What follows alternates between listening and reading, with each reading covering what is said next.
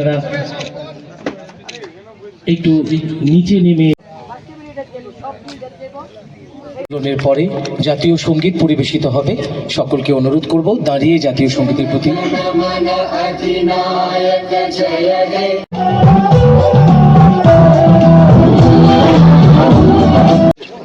আজকে আমাদের agriculture recreation ক্লাবের তরফ থেকে এই আমাদের এগ্রি কমপ্লেক্সের মাঠে একটা ক্রীড়া এবং ক্রীড়া মানে বার্ষিক ক্রীড়া অনুষ্ঠান হতে চলেছে।